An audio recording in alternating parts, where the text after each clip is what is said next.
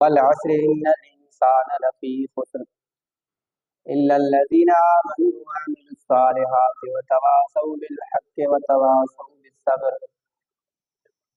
आमन्तु बिल्लाहि सदक़ल्लाहुल अज़ीम व सदक़ रसूलुहुन नबियुल करीम व नहनु अला ज़ालिका लमिनश शाहिदीन वश शाकिरीन वल्हम्दुलिल्लाहि रब्बिल आलमीन। सूरत असर कुरान पाक जी नंढड़ी सूरत तिलावत कई है।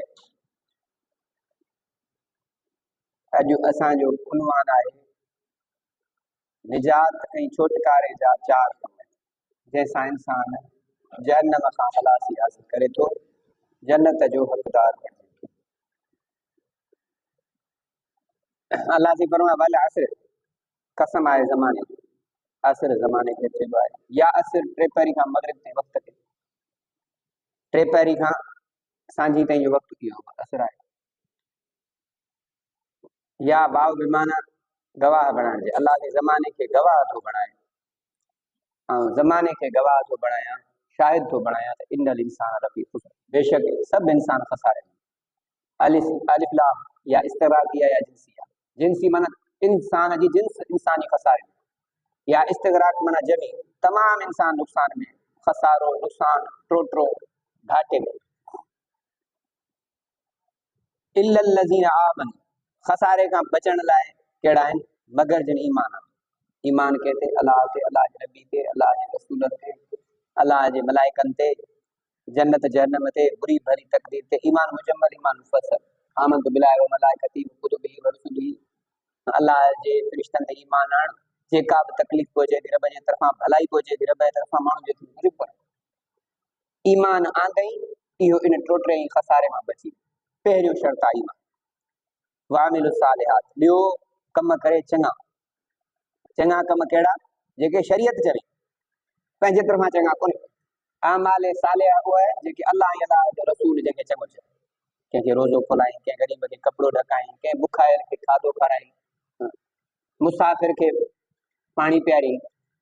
माना इहे कम जेके अल्लाह ऐं अल्लाह जे हबीब जिन खे चङो चयो आहे, इहे कम अल्लाह जी राह में ॾिनई, मस्जिद मदरसे में मुआवनत कई, ऐं इहे सभई कम भला आहिनि। बाक़ी पंहिंजे तरफ़ां त हाणे जेको वणेसि थो करे, इहे न आहे।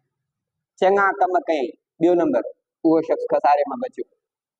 वतवासौ बिल हक़, हक़ ऐं सच जी हिक ॿिए खे वसियत कर, चवंदा रहो वही कम ग़लति आहे। पोइ भाउ करे, पीउ करे, भेण करे, ज़ाल करे, दोस्त करे, उस्ताद करे चइबो न, ही ग़लती आहे, इहा शैतान विनो। हाणे जॾहिं सच चइबो त पोइ केरु कोन वणंदो? सच त कंहिंखे बि नथो वणे, जंहिंखे बि चओ। पोइ हिकिड़ो छोकिरो जंहिंखां हर को कावड़बो माण्हू चएसि तोखे छो था माण्हू विढ़नि? चए सच थो चवां। चए मां सच ते बि को विढ़ंदो? चए तोखे चवंदुसि तूं ई विढ़ी पवंदीअ। चए सच ते आऊं विढ़ंदसि? चए हा, चओ भला। पोइ पोज़ीशन संभाले दर जे भरिसां बीह, चए त मां वरी खणंदी फरे में हथु विझंदी। चए मां बाबे खे मोए 6 महीना थी विया आहिनि, सिंगार कंहिं लाइ कंदी आहीं? ईअं चई माण्हू विधो ॿुआरे में हथु ईअं भॼी जा छॾिया। सच त कंहिंखे बि नथो वणे। जॾहिं तव्हां सच चवंदा त पोइ माण्हू मुखालिफ़ थींदा। पोइ सच चवण खां पोइ छा थींदो? वतवासौ बिसब्र, हिक ॿिए खे बर्दाश्त जी तलक़ीन कर। बाबा सच जे करे तकलीफ़ अची वई आहे, अलाह तारीफ़, इहा तकलीफ़ दुनिया जी आहे। हक़ सच जे करे आई आहे, इहा अलाह तारीफ़ अॻिते हली हिन दुनिया जी का हैसियत कान्हे का, बर्दाश्त कर। इमाम अहमद बिन हंबल वॾो वक़्त जो वली हो, आलिम हो। पोइ वक़्त जे बादशाह अकबर बादशाह सां टकर थी पियो। हुन चयो त दीन अकबर इलाही, दीन अकबर शुरू थियो। पोइ मुस्लमान काफ़िर हिंदू सभु गॾाए खणी हुन बादशाह हलाया।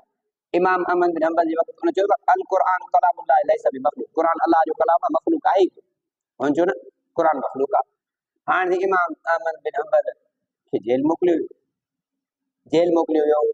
त पोइ उते अबुल हैसम नाले हिकिड़ो चोर जेल में इमाम अहमद बिन हंबल खे चयईं त आऊं चोरी कई आहे, एॾा पादर खावां तो कोन थो मञां, तूं हक़ जे दीन लाइ आयो आहीं, तकलीफ़ूं बर्दाश्त करे वञा, मसइले तां न फिरजा। हल साईं, वक़्तु गुज़रियो, इमाम अहमद बिन हंबल उतां आज़ाद थी आयो। दुआ में तहजुद में अल्लाह से अबुल हैसम ते रहम फरमा। मुरीदन ख़लीफ़ा जो सीधा हर वक़्त इहा दुआ घुरंदा।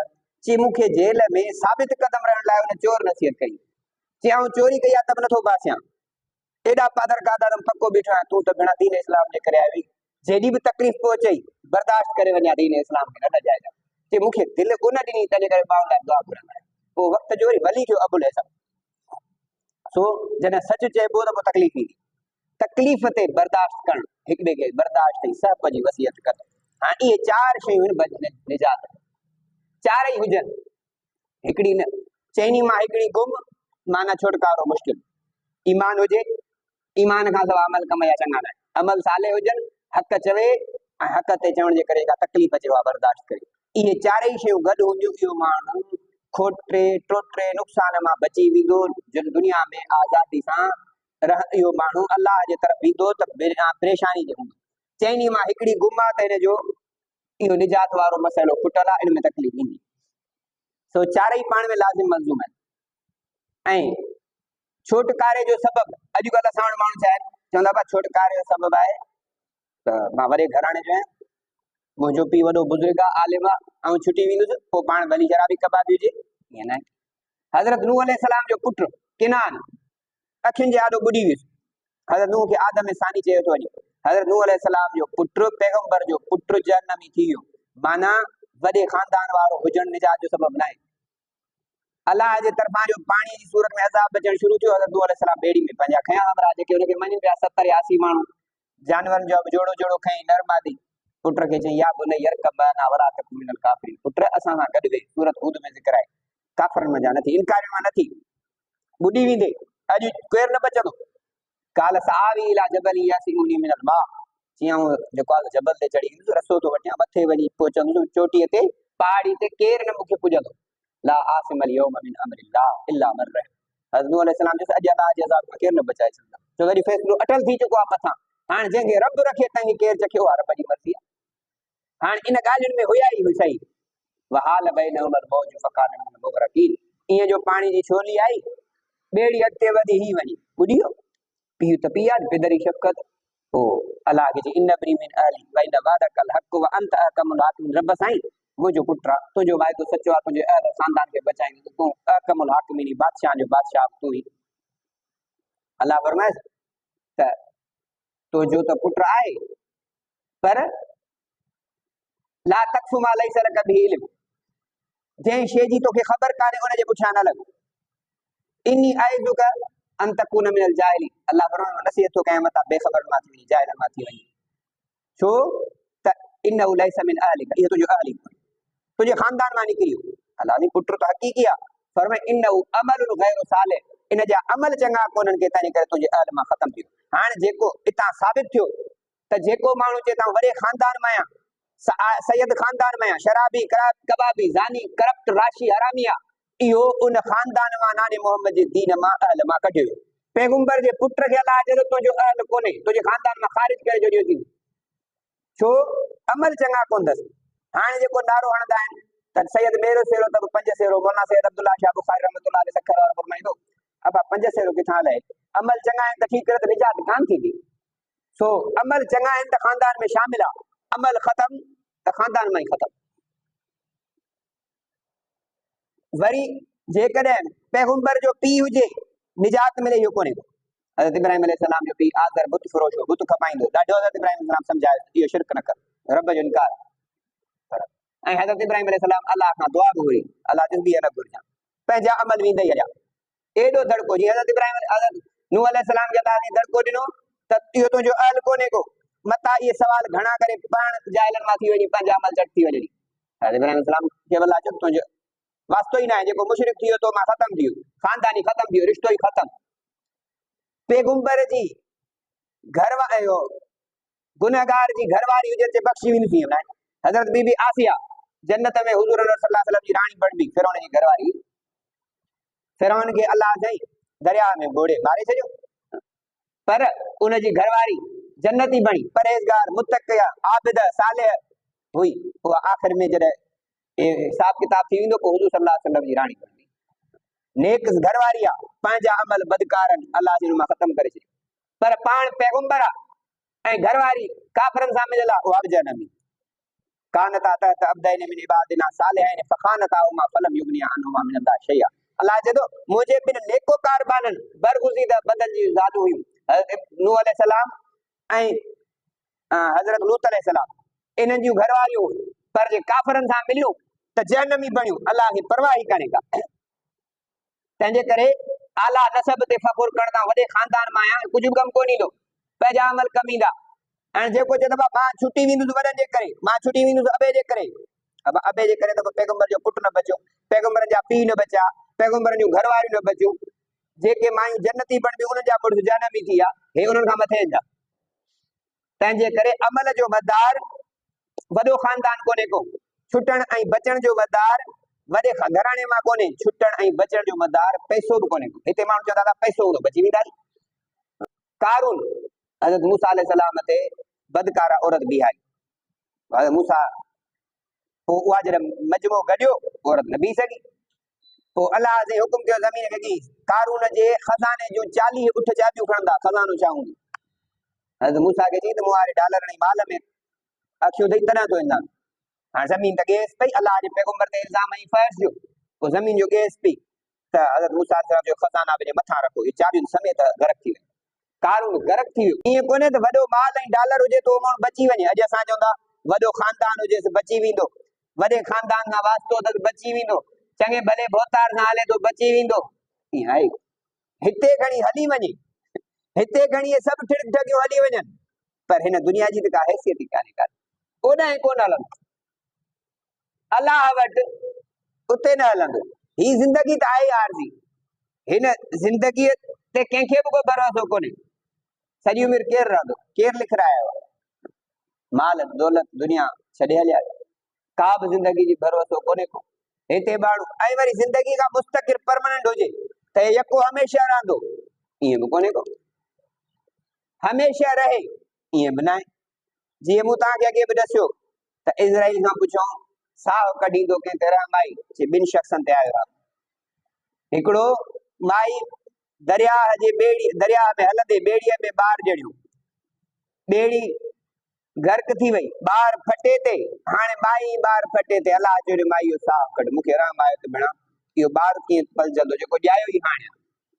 चई ॿियो जॾहिं शद्दाद जन्नत ठहिराई, हर सहूलत कराई, हाणे जन्नत घुमण पे आयो, घोड़े तां लहियो पे, ज़मीन ते अञा पेरी कोन, अलाह जो साहु कढीस, मूंखे रहम आयो, ॾिसी त वठी हेॾो ख़र्च कयो आहे। इहो साॻो ई हो जेको ॿार उन फटे ते ॼाओ, इहो पलजी एॾो थियो, बादशाह थियो, ख़ुदाई दावा कई, पंहिंजी जन्नत ठहिराई, वरी ईअं ई वक़्तु विसरियो। मौत अहिड़ी अटल हक़ीक़त आहे जंहिंजो केर बि इनकार नथो करे, ॿियनि सभिनी शयुनि जो इनकार कंदा, मौत जो इनकार कम्युनिस्ट दरिया जेके अलाह खे न मञी, इस्लाम खे न मञी, क़ुरान सुन्नत खे न मञी, अंबिया खे न मञी, पर मौत जा इनकारी न आहिनि। पोइ ऐं मौत वरी फिक्स बि कोन्हे, अब डॉक्टर चवंदा हींअर मरण वारो आहे ऐं तव्हां ॾिसो त मरण ई कोन्ह, इहो छा आहे, इहो अलाह जे अमर जी ॻाल्हि आहे, डॉक्टरनि जे वस में त आहे ई कोन। हिकिड़ी हिंदुस्तान में डॉक्टर सूरज शालिनी, उहा वरी मुस्लमान थी, डॉक्टर सफिया नाले सां थी, सिद्दीकी साहब, उहो अस्पताल में वियो, अस्पताल में जो वियो त उन कंहिं मुरीद चयो साईं बुज़ुर्ग हो, मुंहिंजे नंढो ICU में दाख़िल आहे, तव्हां हिन ते फीणो पढ़ो, अलाह से मन सिहत ॾियसि, ॿार इंतिहाई निगहदाश्त में हो। उते जो वियो त हर कंहिं ॾिठो अची ॾाढी सां हिकिड़ो नेक माण्हू, नूरानी चेहरो, हर को चए मुंहिंजे ॿार ते फीणो पढ़ो, सभिनी ते पढ़ंदो पियो थिए। उन अस्पताल में को ख़ासि वॾे ऑफिसर जो विज़िट हो, हिन जी ड्यूटी ही, हिन चयो भेणा हे त कुराड़ो केॾी हिन ॿार ते बीठो आहे, केॾी हिन ते बीठो आहे, केॾी हिन ते बीठो आहे, हे त मुंहिंजी नौकरी विञाईंदो। वञी चीज़ जे चाचा तुंहिंजो मरीज़ आहे कहिड़ो, कॾहिं हिन ॿार ते बीठो आहीं, कॾहिं हिन ते बीठो आहीं, चई सभु ॿार मुंहिंजा आहिनि, अलाह जे अमर सां सभु ॿार बि मुंहिंजा आहिनि, हर को दिलि सां चए थो हिन ते पढ़ो, मां भला जी क़ुरान पढ़ां थो। चए हुन डॉक्टर चयो मूंखे जो ॻाल्हियूं वणियूं, पोइ डॉक्टर साहब मौली साहब चए मुंहिंजो भला तव्हां मुंहिंजे कैबिन में ईंदो, मुंहिंजे रूम में आयो। चए पोइ डॉक्टर साहब बि ॾिठो त हाणे अॼु हिनखे दीन जी दावत ॾियां, मौली साहब ॾिठो, मौली साहब चयो ॾिस तव्हां ICU में कमु था कयो, ॿार तव्हां कंहिंखे मुकम्मल पाबंदी सां डोज़ ॾियो, आला क़िस्म जा ॾियो, कॾहिं कॾहिं मरी था वञनि, हा मरी वेंदा आहिनि, कंहिं ॿार जे तव्हां डोज़ भुलिजी वञो, कॾहिं वधीक ॾेई वञो, कॾहिं घटि ॾेई वञो, पोइ बि बची था वञनि, हा बची वेंदा आहिनि। इहो छा आहे, हिकिड़े जी तव्हां मुकम्मल निगहदाश्त कई, ज़रो बि हेॾे होॾे न कयो, उहो मरी वियो, ॿिए खे तव्हां वीचारो लावारिस ॿार हो, केॾी महिल डोज़ उबतो, कॾहिं सुबतो, कॾहिं ॾिनो, कॾहिं रहिजी, उहो बची वियो। अलाह अलाह इंसान खे सिहत ॾिए थो, तव्हांजी दवा जो न आहे, तव्हां हींअर मसीह आहियो, वॾे हिकिड़े आला पेशे ते आहियो, माण्हू ॿार हींअर इंतहाई परेशानी जे हालत में तव्हांखे पंहिंजा बचड़ा ॾेई था वञनि। हाणे जॾहिं तव्हां इन्हनि खे ख़िदमत कंदा, इन्हनि जो सही इलाज कंदा, रब तव्हां खां राज़ी थींदो। हयाती रब जे हथ में आहे, तव्हांजे डोज़ सां कुझु बि कोन्हे को। ऐं उन्हनि खे तसली ॾींदव उन्हनि परेशान माउ पीउ खे। हाणे जी मूंखे हर को चए पियो, हर हिकु परेशान हो न, हर कंहिंजे चवण ते क़ुर पढ़ंदो पियो वञा, मन रब हयाती ॾिस, हयाती मुंहिंजे अलाए रब जेतिरी हयाती हुनजे दिलि खे तसली थींदी।